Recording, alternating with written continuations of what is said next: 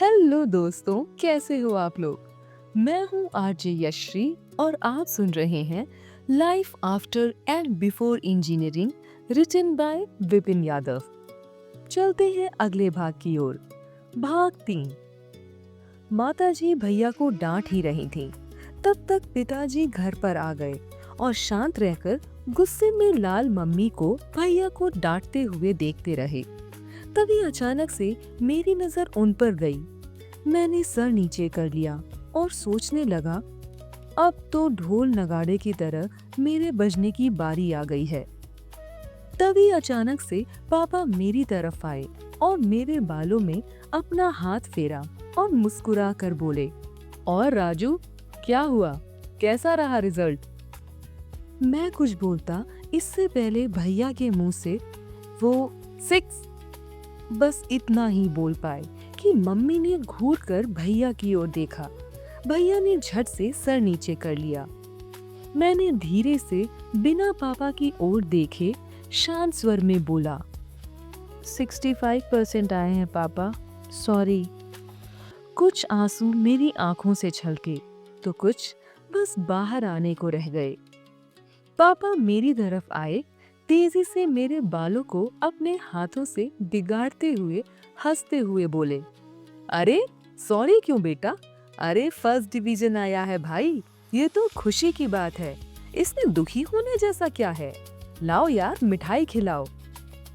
तुम्हें पता है मेरे 10th में 52% थे और तुम्हारे दादा ने पूरे गांव में मिठाई बांटी थी। तुम्हारे तो 65% है यार, फर्स्ट डिवीजन। पापा उस टाइम इतने परसेंट आते थे, मेरे काफी कम है, ये मुझे पता है। भैया के 95% थे, अनुकृति के 92% हैं। पापा सॉरी, मैं नहीं कर पाया। पापा कुछ देर शांत रहे और फिर उन्होंने मम्मी की ओर देखा। बेटा, उस टाइम भी लोगों के परसेंट आते थे। तुम्हारी मम्मी के 78% थे और वो उस टाइम की टॉपर थी। 10 गांव में भी उनके जितने नंबर किसी के नहीं थे।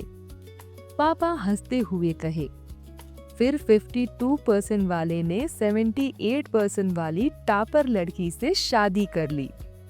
पापा की बात सुनकर सब हंसने लगे। मम्मी पास आई। बेटा, पापा सही कह रहे हैं, नंबर कम है या ज्यादा उससे कोई फर्क नहीं पड़ता। फर्क इससे पड़ता है कि तुम्हें इस बात का एहसास है कि नहीं कि तुमने मेहनत नहीं की इसलिए कम है, और हमें यकीन है कि तुम इस बात को समझते हो कि तुमने जितनी मेहनत की उतने ही नंबर मिले हैं। बेटा, ये नंबर कुछ सालों बाद कोई याद नहीं रखेगा, न ही तुमसे कोई पूछेगा कि तुम्हारे 10th में कितने परसेंट आए थे, अगर तुम सफल हो जाते हो।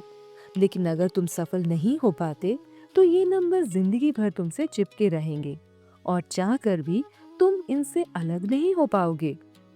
अच्छा तुम ये बताओ, आज से पहले क्या तुम्हें पापा या मेरे हाई स्कूल के परसेंट पता थे? क्या तुमने जानने की कोशिश की, या कभी तुमने मेरे किसी दोस्त को मुझसे ये पूछते हुए सुना कि मैम आपके 10th के परसेंट क्या थे? नहीं ना, नहीं सुना और न ही कभी सुनोगे, क्योंकि मैं प्रोफेसर बन चुकी हूँ। लोगों के जहन में ये है कि ये सफल इसलिए है क्योंकि वो इस लायक थी। पापा ने मेरा हाथ अपने हाथ में लिया और कहा, श्लोक, ये 10th केवल एक ऐसा रास्ता था जिसे पार करना जरूरी था। कैसे पार किया ये उतना मायने नहीं रखता, लेकिन इसके आगे का रास्ता कैसे पार करना है ये तुम्हें तय करना है। पापा ने पीठ को थपथपाया और मेरी ओर मिठाई बढ़ा दी। लो, इस पल को खुशी से जियो। पापा ने मिठाई का डब्बा सबकी ओर घुमाया। अनुकृति, उसकी मम्मी और उसके छोटे भाई की तरफ भी। सब ने मिठाई खाई और हंसी मजाक करते रहे। मैं बाहर लॉन में आ गया। सोच रहा था कि मैं पापा को समझता नहीं, या फिर आज पापा जो थे वो अलग ही थे, जो रोज मुझे डांटते थे, डराते थे कि 90% से कम आए तो तुम्हारा घर से बाहर निकलना बंद करा देंगे, स्कूटी, पॉकेट मनी मिलना बंद हो जाएगी और न जाने क्या क्या।